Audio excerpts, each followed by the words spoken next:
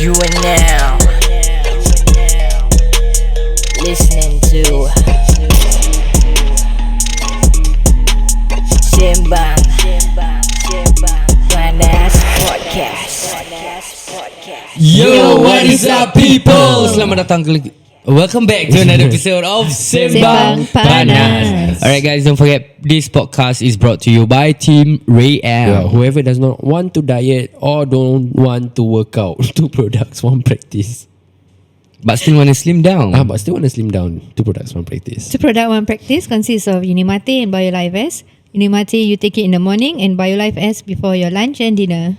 And don't forget, guys, if you guys want more information or if you guys are looking at how you guys can order your two product one practice, don't forget to click the links on our individual bio, id.isham, Anazia, Saiful Jazin. and we'll see you guys in just a bit. See ya. Podcast cakap betul, tak ada soro-soro. Ini podcast cakap betul, tak ada soro-soro. Ini podcast cakap betul, tak ada soro-soro. Ini podcast cakap betul, tak ada soro-soro. Siapa-siapa boleh grow, semua kita undang. Siapa berani masuk, jangan sebat temberang. Al-Kisah bikin panas macam goreng pisang, itu sudah terang. Panggil semua geng yang minat duduk, jom masuk gelanggang. Jom masuk studio, dan berapa banyak idol, kita kasih sampai viral. Al-Kisah dapat title, ini Sembang Panas. It's not for the weak, ini Sembang Panas. Real life on the mix, boom. Sembang panas, panas, panas, panas. Sembang, sembang panas, panas, panas, panas. Sembang, sembang panas, panas, panas, panas. Sembang, sembang panas, panas, panas, panas.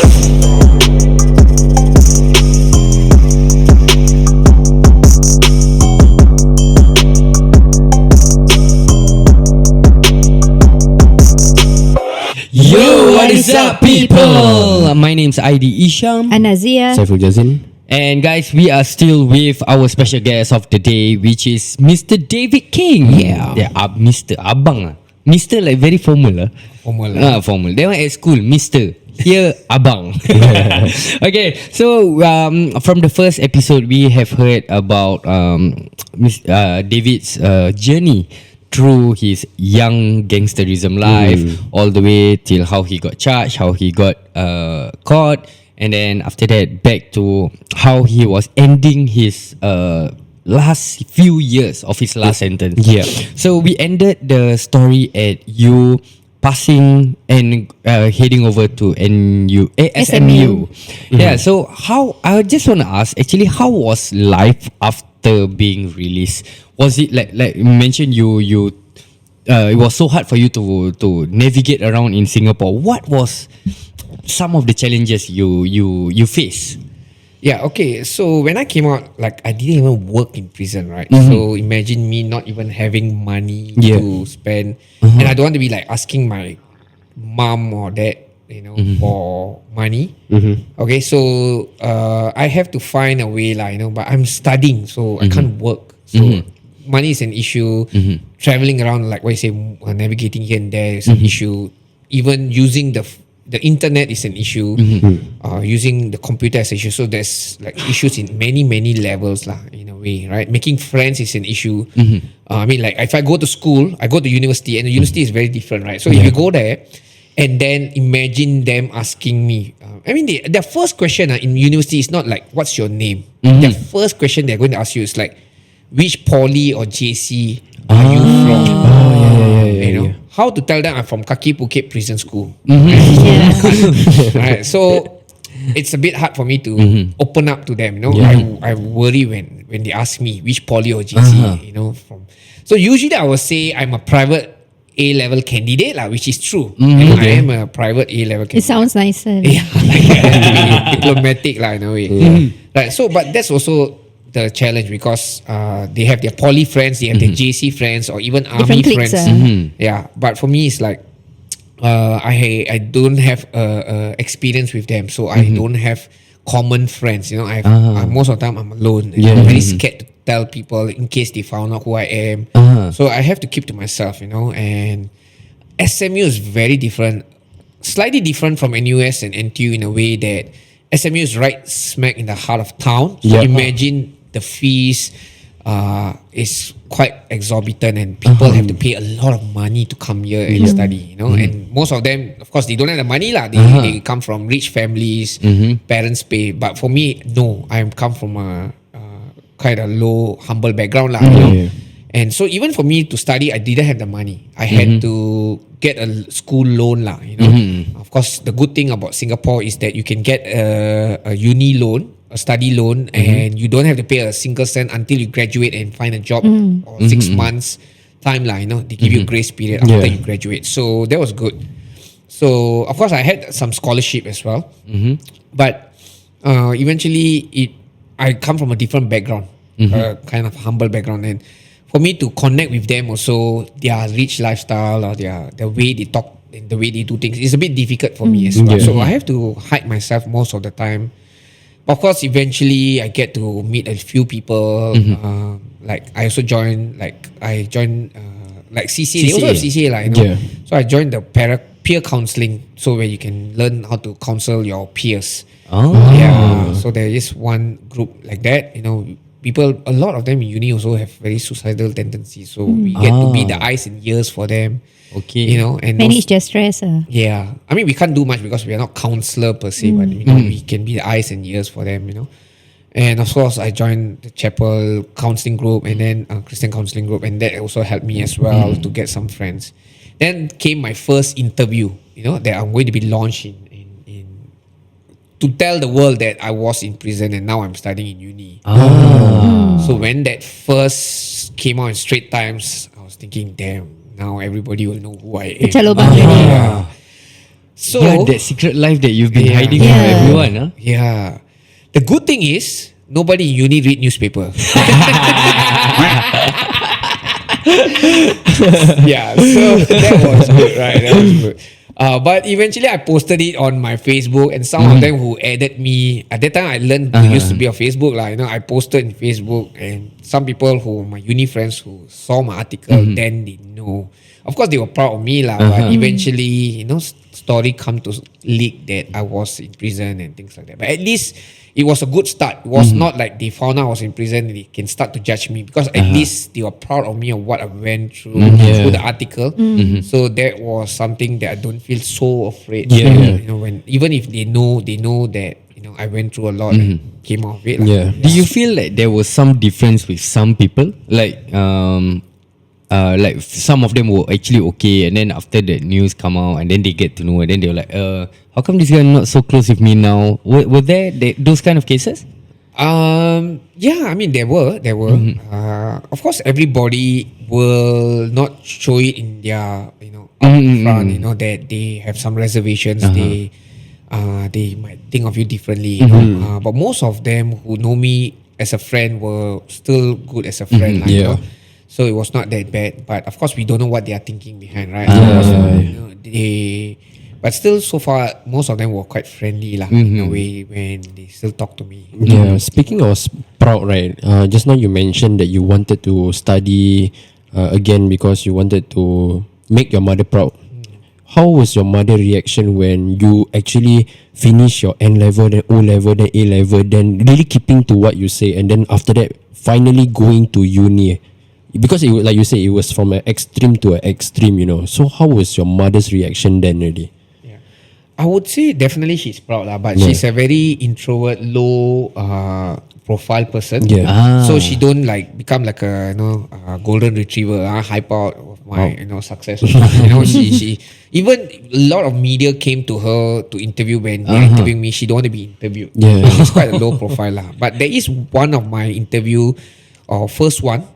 It was actually not a media corp channel, but it was a production that did my first interview, which she did inside. It was I think it got about 150,000 views in YouTube. It's still there. That was my first interview. That's the only one she was interviewed, and it was quite touching lah, the way she was talking in that video, how she went through struggles because of me, and that was nice. At least I have one interview that I have with her. So she's quite low profile, but deep down she is proud lah. I think she's also happy with me. That's the most important lah. Even after Everything years, she can still trust that I will take care of her no matter what. So that's the main thing lah. You know, that I'm happy that she knows that no matter what, I'm still there for her. That's nice. Yeah. How's making friends like in uni? Because I mean, before you got in, all your friends were gangsters and all that, or all the havoc kind, and then you spend the whole time in prison together with these kind of people, and then after that now you're out going to uni, and then everyone, I'm sure everyone is like a whole different breed, like all very kuailan, all baik one. Like how were you trying to adapt? Like was it like awkward or was it like weird for you? How was it? Yeah, it was difficult lah. You know, I would say the whole first year it was really awkward making friends, but sometimes you're forced to do. Every class have group work, you know, so you're forced to meet people. You know, you can't hide the fact that you have to talk to people. Yeah, but people can see lah why this guy very slow. He got some problem, he retarded or what?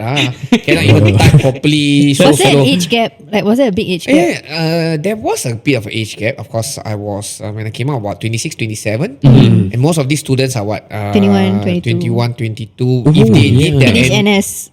if they are not in NS, no. If they are girls, they are about 21, 22. Yeah, correct. Yeah. Right? But if they're guys, they're about 23, 24 because they have the NS thing. Okay. Yeah, I was 27, so not so far. Not so big, lah. yeah. So I- Talking about NS, you don't have to serve because of 5-5? No. Because I heard last time it was like that, right? Those Yes, that yes. under 5-5, they don't have to serve because they scared in NS they hit a I'm group not- or something like that. Could be. The NS, the 5-5 one, I'm not so sure. But I know that if you are having 6 strokes of cane and more, you are exempted from army, from serving army in the past.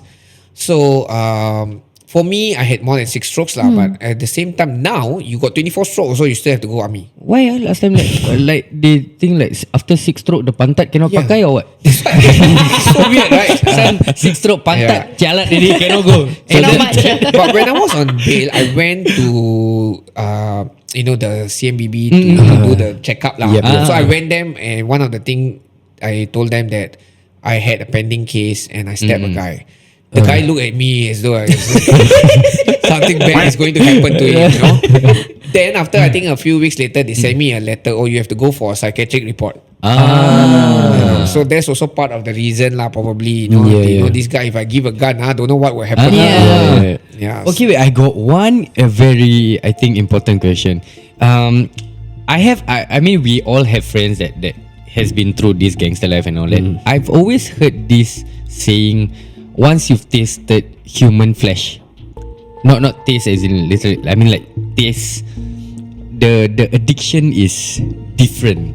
Like is it true? Like once you feel it, like there's always like an You get urge braver. to want more, that kind. That's interesting, huh? Never thought of it that way. Yeah.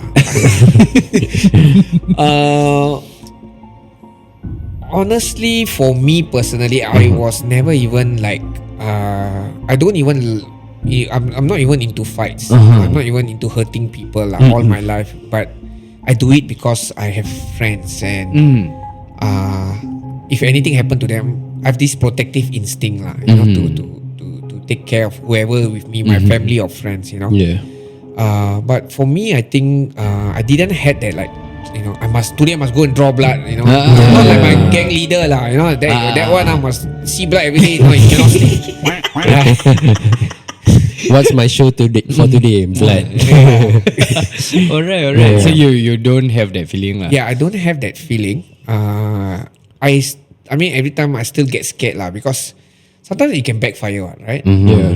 It's not like I'm skilled. Like I went for courses to learn how to slash people or what. So you never know, the guy got a bigger weapon, or if he is going to take the weapon against you.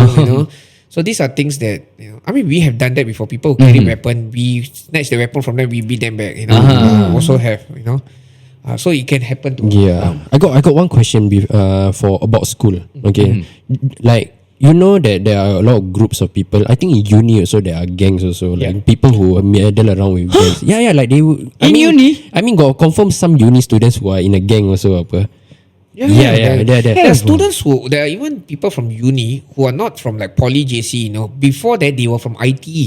I always respect Higher these NITEC people. ah. Yeah. They come from IT to higher NITEC to poly to go to uni. Yeah. I really respect. So there are people who are like that. Yeah, because like I was thinking, right, like since like people know your story, like after the Straight Times come out and everything already, right? Do like people like in a gang, right, in their gang, like ever come to you like, hey bro, I having this problem like with my gang members or something. Like last time, what would you do? Like they ask you like for advice or like, bro, if this one going to happen to me, will you back me up? Like suddenly like that, like trying to be the bro code. Yeah. Do they do that to? Do they actually come to you and ask you for these advices or something? Yeah, I mean, honestly, for not in the uni. Yeah, like what you say, like mostly unis are still not so bad, Okay. even if they have gang issues, they shouldn't be in a uni, but there are, I mean, up to now, there are still people who come to me, mostly youth, how to quit a gang.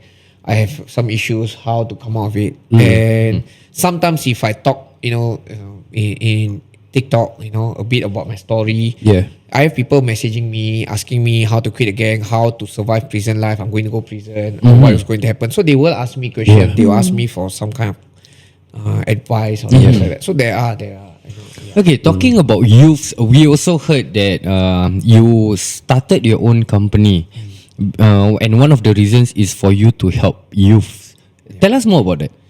Yeah, so when I first finished my studies for my 4 years of SMU life, where I did my double majors in psychology and human resources. Right, so I graduated and then I wanted to help people. So I thought maybe I can go to schools and teach and work with young people. Because I think my passion was to help young people not to end up like me. That was my mission in life. So I thought maybe I'll apply to be a teacher. So I went to apply to go to MOE. I was invited for interview. I go there and then I told them I was from prison. They were smiling away, like they were very calm and all. So I thought, I got a chance. But eventually was rejected And of course, they are not going to tell me the reason why they reject. Yeah, but I was rejected and I was devastated. But of course, eventually I picked myself up and I decided to craft out a kind of a job where I can help people, maybe teach life skills. Then there were some schools who were interested because they know my story. Then I get some mentoring programs where I can go in and work with some youth at risk. So one thing lead to another, and then eventually I was going full scale on it, working with schools. Of course, first 2 years were very slow because I was just new in the market. Then the third year it picked up and it went until COVID came COVID came and destroyed my job. All schools closed. And then that's it for a while. Then eventually now things are opening up again. But now there are new set of challenges which I have to work with as well. Right. Throughout your journey being so you usually during the school talks and everything, like what are the things that you have to convey to these kids? Is it like those America like beyond scared straight that kind of vibe, or like you want to be like me, like are you like that, or now these kids are not scared even if you do that. Serious? They know you really cannot touch them They know their rights. So even teachers are scared of them. Yeah. Teachers go through a lot of depression nowadays because of students. Yeah, true. So it wasn't like that, like the beyond scared straight kind of thing, but it was more I usually start off with my story every opportunity I get, because when I tell my story, the respect is there. This guy, have been there, done that. It's not coming here a fake story or just try to us, or just try to create a scene, But he is there. He has been there and done that. So there is an automatic respect from them, and because of that, it's easier for me to continue the program. Or even if I'm not there, I leave my trainers to run. They continue to show the respect to the program because I came Yeah, from I can this. attest to that because Yeah. I was once of them. Yes, she was one of the Trainers, yeah. Oh, super trainers lah. Super trainer. Super Then trainers. become a mommy, she become a super mommy. That's how we met, That's through the right. training. Yeah. Got any problem not this one? This one, the only problem is she left early lah. Yeah, I wish she was there. She was a very very good trainer. Coming from a background of teacher, you know she has the command. She knows how to work with the students. Yeah. Okay, so she joined you after she quit becoming a teacher lah. Maybe. Yeah. Oh, Then she abandoned me lah. Yeah. So it was because of one of your talks at her school lah. Then she got inspired. No. No. He was looking for trainers. Yeah. So I saw the advert. Then I went for the interview. Mm. Yeah. So was he the one that interviewed you? Yeah. Yeah. It's a small company lah. You think I got 100 people? So what was like the questions that you asked her like if she wanted to join you? Wow. Like It's like How many years ago? I mean, usually when I look for interview, I don't just look at credentials or some people have certificate, but they don't have the. I don't know. Is it called strict They track can't combine the class. Yeah. They don't have the engagement, so I need to observe the other things as well. How she can have a good command. She has charisma. She's able to manage the students. Of course, sometimes you have to put them into the class and see how they do lah. Okay, Yeah. okay, that one was about Kak Ana. yeah, because Now I let's was ask Kak Ana about David. Ah. Like, I mean, how was working with David? If it's not good, then we won't be sitting here talking, right? Yeah. Yeah. But if it's why you quit actually? Because I had another baby. So gatal lah, gatal over career lah. That time only I think three kids only that time. Ah. Yeah, now 5 already. Why got baby cannot run class? How to gonna take care? I have to take care of my 5, then I can take care of the 40 what? Now she's back in business. Yes. Because ask this question like maybe you want to hire me or not? I was joking. We are still looking for trainers. No, is it? Wow, the voice very loud. Tiba want to show charisma. You know, right? I think you will do well though. Yeah. So how are the programs like, especially for the youths and all Yeah. that? So I mean, we do a wide range of programs. Like if you look at life skills, anger management, social skills, career skills, how to go to an interview, how we profile. We do a lot of profiling as well, like personality, career profiling, how to design your life purpose in life. Tell them about the crying thing. Crying thing. Alamak. The one we made them close their eyes. Okay lah. Alamak, this one like David Koo one lah. No lah, but we don't do that. No, David Koo, eh? No lah, Adam Koo Adam lah. Koo, Adam David Koo, my siapa? David. So you David. Apa Yeah. Adam Koo's one. We have similarities. That one magician. David Koo magician. Different. Give you David Koo, you know. Yeah.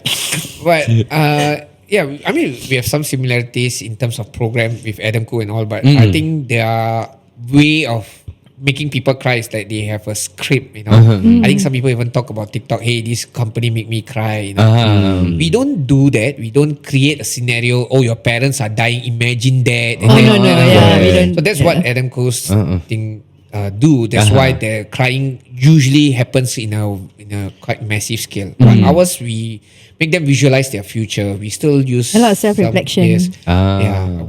Of course, some people will cry because it could be tears of happiness because they never imagine themselves to be in a better place in future.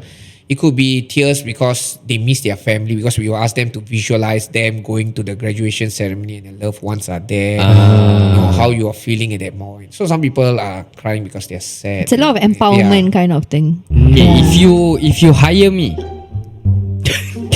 your turn. I can make not only the class, the whole school hall will cry. How? Dear guests. Your trainer all also cry. I also got expertise in making people cry. You ask my entire team how many people I make them cry. You see this one cry before. This one cry. This one just me and him argue only. This one cry because we saw our paycheck. Good taste, good taste. Yeah. You can think about it lah. Then let us know lah. Okay, So you are the one who haven't cried lah. Not yet. Okay. Not yet. Not yet. The tear I want gas the I order paycheck haven't cry, come please. yet. The paycheck cry. I want the paycheck cry. Okay. Tomorrow I pressure you. You will cry first. Okay, so working with youths all around Singapore, like what do you throughout your years of experience, what do you feel like is some of the main problems or the most similar problems that a lot of youths are facing? Of course, different era, different problems. Like nowadays is different problems, right? So we have, I mean, if you're looking at now, more of like there is cyberbullying. Cyberbullying. That's quite big, and I mean, different kids have different issues. Like if you're working with the express kids, they have different set of issues. Maybe motivation, maybe a rebellion. You know, because they have everything, they have money, they have good life, you know. So they have different set of issues. If you are talking about the NT, normal tech, you know, of course nowadays things are changing. They are taking out all this streaming. Yeah, but last time normal tech, they have different set of issues, right? Also motivation, right? You know, they don't even want to come school. They don't know how to study, and all their peers are sleeping in class. So there's a different set of issues, you know. Of course, alcoholism, drinking, idling, sleeping late at night, you know, gangs, smoking. So all these things are happening. And then the middle, I don't know what to say lah. That one, the middle child syndrome lah. No more academic, neither here, neither there. Like abandoned like that. Okay, so I remember during our first episode, you did mention about primary school kids being recruited into gangs right now. Like what are some of the scenarios, or how did you like? Were you like during one of the school events that you found out, or? Yeah, I mean, when I give talks in primary schools, I mean, I still work with primary schools. Some do come and tell me their affiliation with gangs lah. You know. Oh. Yeah. Sometimes their friends will tell them, you know, hey, this guy is, you know, he's mixing with the gang guys and all. So. Pauto Because they trust me lah. I mean, whenever I talk, I become vulnerable and tell them about life. So they kind of open up. They Sometimes know they just want to relate to you. Yes, Yeah. correct. Yeah. So they usually open up lah. Yeah, and tell about these things. Are the cases, number of cases scary, or like just a few? For the youngsters. For the youngsters especially. I think it might have dropped. You know, I think a couple of years back it was quite high lah. You know, but I think probably now, like what he said just now in the earlier part, you know, people are different nowadays. You rarely see people getting into violence, or getting into criminal activities. I think that probably the most scariest one was recently, a few months back, was this young boy, I don't know, primary 6 or what, take the school bus or what bus. Oh yeah. The joyride lah. Because he loves bus, right? Yeah, but I mean, driving the bus. This one got nothing to do with gangster. Don't cross reference. This is another issue. Yeah. So that's it. Like we don't have a lot of youngsters doing things. Okay, maybe the X one, but that one was also not gang related. Remember the guy took the X in the school? Oh yeah. That case was crazy. Yeah. So mental illness is one of the bigger issues right now. You know, people, you know, or mental, maybe not say illness, or the lack of mental wellness, you know, or mental health. You know, some of them going into depression easily, becoming very emo easily, right? And that get them to do things that is unnecessary, right? You're looking at The outside one. The one in front of the computer, very emo. So basically talking about that, I have students that I work with, they slash quite often, you know.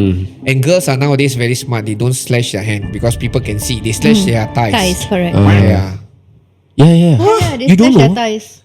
Actually, from my generation already, there is such things. Yeah, we slash the thighs. Or they slash the arm behind here so cannot see you. Yeah, correct. Pelik lah korang ni. Serious I didn't know. Yeah. And they make it trendy. I mean, I shouldn't know, Right? right? If I know, then No, I mean like it's. I mean, I should know. No, in Soon. school. No, in Because my kids are gonna grow. Yeah, gotta watch out for that lah. Because in school last time, I think my time right in secondary school, my friends also all do it because they wear skirts. Yeah. Then later they wear inner shorts, right? Then after that, sometimes I don't know why they like to when PE right, they always wear shorts. They don't wear skirt apa. So then they will never wear the shorts anymore. So they can see the slashing. Shut up. It's obvious, okay? It's obvious. Yeah, and you just have to notice lah there. No, because we were all playing sport. Okay, Saiful. Contact spot. Any more exposing of yourself? You know, I'm just gonna shut up. Right? But yeah, but it's scary knowing that kids are Yeah, doing they're making this, it very this kind of trendy. things. Like the word suicide now is actually trendy. It's no longer like a concern, right? Okay, but last time I did try though, like the slashing thing on the Yeah. hand because I find it cool.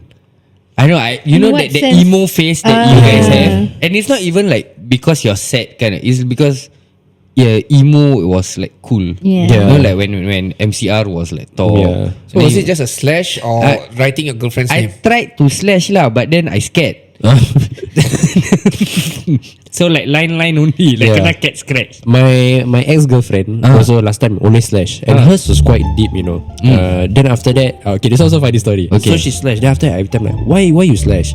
Then they normally can tell you, they slash this one because of certain reason. Yeah. Like this one or because breakup. This one because mother school or something. Blah blah blah. Then he slash. Then after that, I say, actually, do you want to forget this stuff or not? Then she say, yeah, of course I want to forget. I say, but then you're writing the tattoo, like it's like you as if writing tattoo on your hand of the reason why you're slashing your hand. So how you gonna forget? Then she say, true ah. Then there was one time I found a new Slash.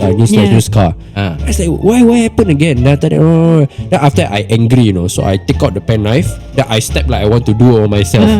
Then after I say, if you don't stop, I will slash myself. Then she like, don't. Then I like, well, lucky she tell me don't, because if not, I also scared to cut myself. And like, if not, wait, shut up. I like, oh, okay, yeah, I won't. But can you stop or not? Then she's like, okay, I stop. You sure? Like, I scared. Okay, David, throughout your years of doing this, right? Is there any funny story like with the kids that you work with or with the youths that you work with that until now you cannot get off your mind? Funny story. Or maybe like talk like maybe some like tell you they in this gangster, this group, blah blah blah. Then you find out actually nonsense. I mean, there are kids who lie, and the whole class act will cool, know. Yeah, the whole class know they are lying, so clearly. Yeah. Yeah. Anyway, last week I was in this school. I'm mentoring in this school, and then the students, two of them started to provoke each other lah. I mean, like they had their own issues, and then one of them called the other guy rabbit thief, and then the other one punched the face until he concussed. Alamak, concuss. On the Knockout floor. lah. Primary school? Knockout. No. Sec 3. Yes. Oh, okay. Got strength. Okay. But the guy who punched him was super small and short.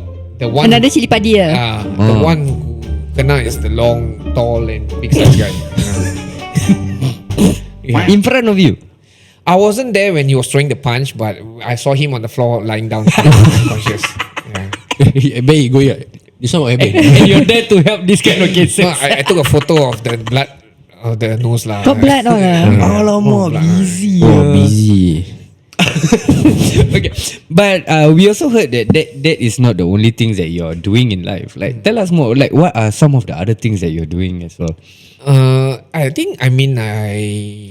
help with youth mainly. I'm also an author, so I write books. Of course, mainly my so-called bestseller would be my life story lah. Probably about 7,000 copies have been sold. 7,000. The first one, that Is one. that with- from Yeah. adversity to university? Yes, That's one. Yeah. So I had 3 editions. Basically sold out. Then I have to add some more and then write again and print again. So then I usually give talks in school, motivation talks to the whole school. So usually the sales are better, After that, everybody want an autograph and then they buy. Then COVID came. Books are all sleeping in their house. Yeah. How easy is it to sell books in Singapore? It's I've never interviewed an author before. yeah. Honestly, in Singapore, you cannot really sell books. Okay. But you should write because people see when they meet you and then they say they see you have your own book. There's a level of respect. Like, oh, this guy can write book one. Credibility kind of thing. Not bad. Even though you don't know that you never even able to sell one book. But they see. So we can just publish that one book and walk around with it lah. Yeah, and of course they want the book one, right? So and somehow if you give it free, wow, so nice Vima give me his book, and then they will read. And maybe that could become a network that they spread information about you and get you contacts. You never know, Yeah, so in Singapore it's a bit difficult, but people do write books so they can, get this kind of credibility. Even if it's a thin book lah, For me, I did wrote for the sake of writing, and of course, I find distributor. Of course, in Singapore, in anything, right, you have the author, then the publisher. Most publishers in Singapore, they will want to, take most of the money lah. Oh, that's how it works. Yeah. So they will take 90 to 95% of the Serious money. ah? So much. That's a lot. And the author get what? 5% royalties are 5 to 8%. But the content is yours, what? Yes, but this is how it works. So that's why. But the publisher is not take 90% of their own. They have to pay 40% to the distributor, or 30% to the distributor, another 30 to 40% to the retailer, which is like Popular or bookstores. So they take 30%, the distributor take 30%, and then the retail will get it. So that's why there's about, and then you get 8% royalties, something like that. Okay, but the one who wrote the book is you. Yes, and if I want the book I want to sell on my own, I have to buy back from them for like maybe 50% off. Yes, that's how publishing companies work. Wow. Okay. You get royalties. Okay. So I didn't want to do that. I I know my book can be popular. So I don't want to go to all this and pay them most of the money. Yeah. So what I did is I skipped the publisher part. I find my own printing company. I print my books. Okay. I had sponsors lah. So I had someone who came to sponsor. And then eventually I tried to find distributor lah. I did find a distributor. I find online, talk to them, and then I give them about maybe 40% or 30%, and then to the retail. That time Popular didn't want my books. I don't know, because their system is messed up, because the distributor don't really work with Popular, but he put my books in Kinokuniya, Times, and all this as well. But only like very few copies, maybe 100 copies for each bookstore. Okay. Right. So nothing much to earn from there. And also I have to pay a share. So I decided, okay, why not I go to school and give my books and talk in the motivational talks. Sometimes I give free talks so I can sell my books. And I can get about 50 to 100 students. Sometimes 200 students will buy my books on the spot. Of course, I will come back the next day lah, because that day they will say, oh, I never bring my pocket money. Then I come back the next day, recess time, then I'll do the autograph signing. So that's where I get my 7,000 copies sold, mostly students. Oh, okay. 7,000 copies. Yeah. So I mean, if not for COVID, it would have been more lah. Is that a lot? Like, as in like 7,000 copies. I don't know how much you're selling your book for. How much actually are you selling your book for? Retail was about $21. Okay. Students get it about $15. $15, okay. Saiful, don't try to do it in Yeah, your he's brain. doing You're his- not David King. Yeah, I know. You need to spend in the prison first. I'm waiting for Liz to calculate because I know she automatically calculating. She's doing it now. Come on, So you want man. Write your own book. Yeah, no. Because like I've heard of people selling their books, especially those people who are making a lot of money, right? They have their own books. 147,000. Okay. Yeah, so His face like, guys, don't like that. Nak kena bayar Yeah. tax. oh yeah, shit. Later we bleep lah. Yeah, because like I've seen a lot of people who are like millionaires, billionaires. They have their own book, and like you say, you raise like the level of status for certain people. So like to me, like if you're gonna sell your own book and then you have to find distributors and all this, I'm like, wow, actually can make money or not? So yeah, it's just meeting. Yeah, but it shouldn't stop you from writing a book. Like I Yeah. said, for credibility, people will look up to you. Oh, not bad, he's an author. More girls will find you. Oh, have in Singapore. Have lah. They will say, author. It's nice to date an author. Oh, Then they bookworm alter one. their life. I got tomorrow. I publish. Google lah. Now got Chat GPT, right? Ask Chat GPT to write the book for you. MediaCorp reject to social media title. Title You should. I will read. honestly, you have the cred to write a book on that. Okay, I give you 45%. So now we're talking business now. I help you publish. Okay. By the way, I just wanna ask you. I mean, like we talk about all the things that you have done and everything. Now the question is, how was actually like the response? Did you get any backlash? I mean, like okay, from this wait, am I right? Like there's Indian marriage is called Anjek, right? Yeah. Okay, from Anjek to ex-convict, and then now you're going to schools talking about all this. Like, did you get any backlash, or did you get like people talking like you heard where people actually say bad things about whatever that you're doing? Have or not? In life, I mean, you as a so-called someone who's up there in the social media world, you know there are always haters. There will be never 100% people will love you, you know, and there will be, of course, haters in my life as well, you know.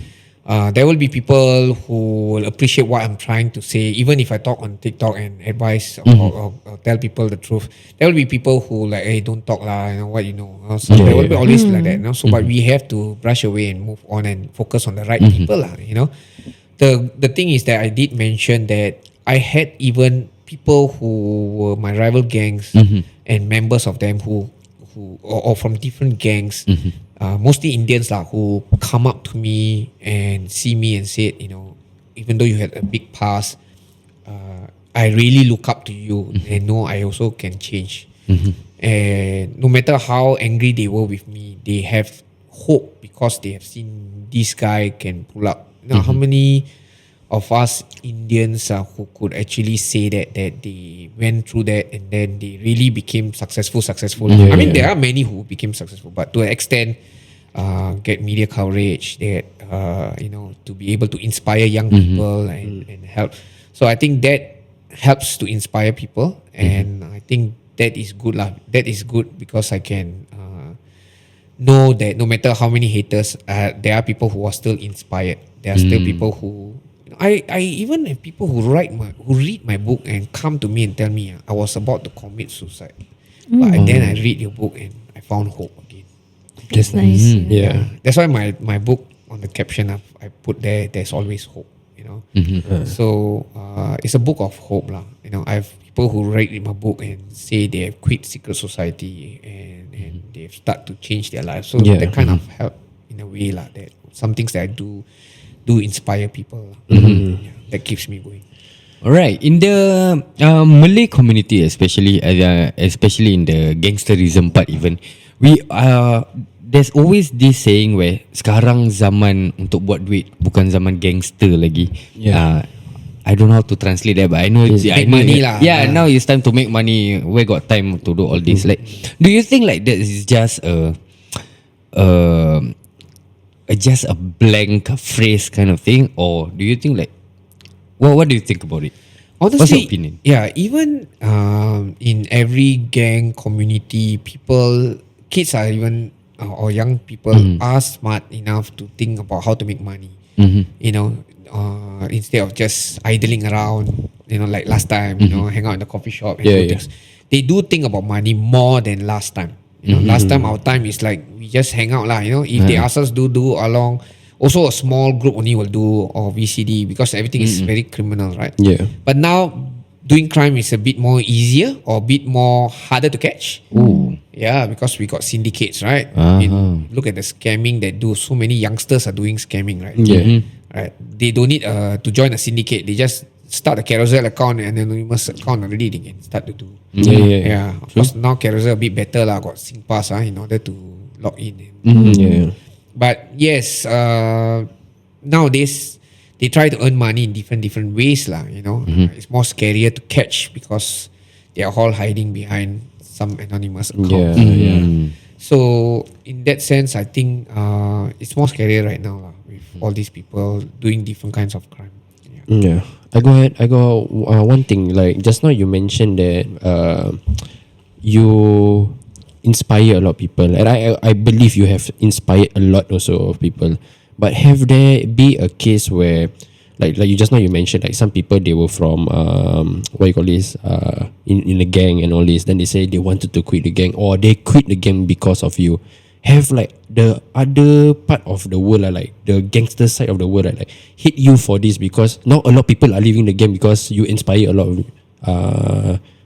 of these people to leave the gang. Do you have anybody come up to you? Oh, because of you right now, a lot of my guys, They left. Yeah, they left. Yeah. You know. Maybe after this podcast, they will come and find out.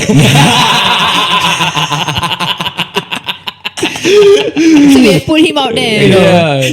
Your question so long. He answers short and sweet. Maybe after this podcast. After this podcast. Yeah.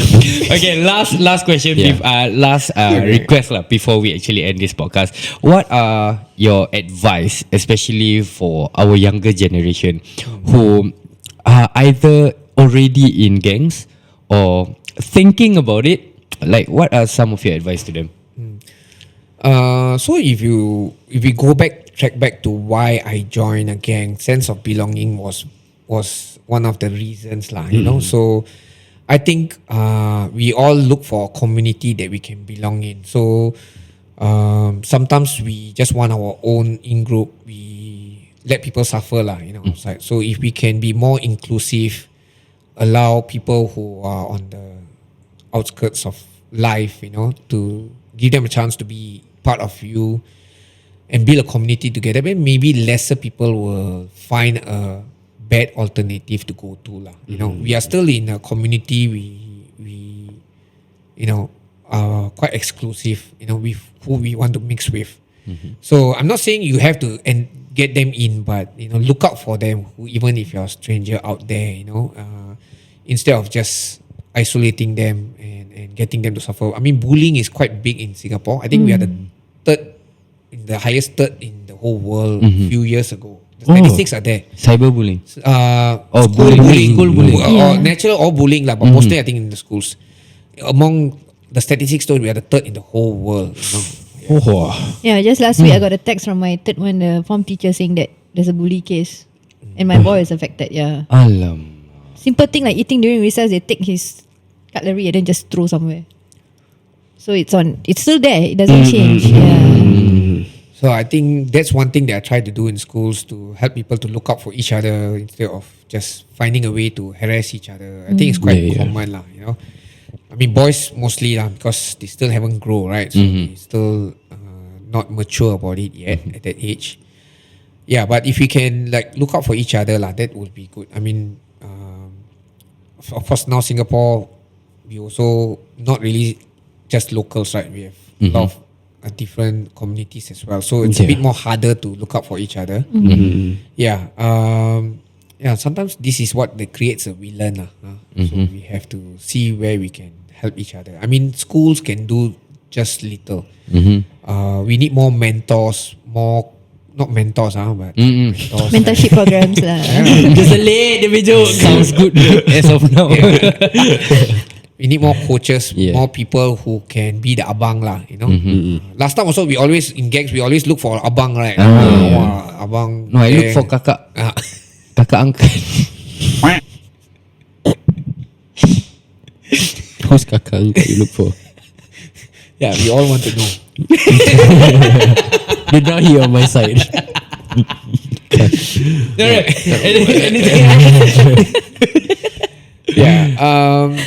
Yeah, I think we definitely need to look out for each other. I think find a sense of belonging so we don't end in the wrong place. I think as parents also or siblings, we can look out for the younger ones lah. I mean, nowadays I know we got modern day parenting, but there's still a lot of give them a phone, let them manage it. So we don't talk to them, we don't communicate anymore, we don't know what to manage anymore. In fact, just interesting studies that have been done many years ago is that kids who have less family lunch or dinner can end up being a delinquent, like end up in jail. There's the higher chances. So how can lunch or dinner with family can relate or correlate to, going to jail? Any idea? Do you see The sense of belonging. Yeah. The conversations you have over food lah. So you see, family lunch and dinner is a very not like a very fixated, very rigid environment. Okay, It's where you like, hang out, eat, makan, and that's where you open. So you get someone to listen to what you're going through. And if we don't create that event, the atmosphere, they will close up. Then they will find alternative space to open up. And might have wrong advice from people. So some kids, I ask them, hey, do you all have family lunch or dinner? Yeah, maybe once a month, maybe zero. Yeah.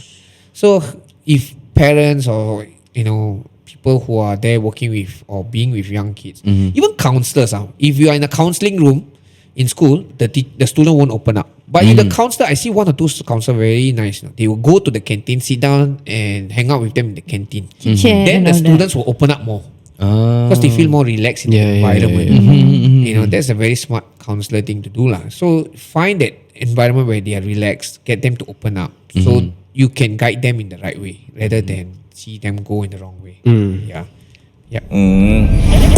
Okay, alright guys, so we have finally reached the end of the podcast. Thank you so much, David. Thank you for joining and sharing with us all this interesting and mostly enriching knowledge to everyone. And for those who wants to actually purchase your book, can they still do? Yes, they can do. You can just DM me lah.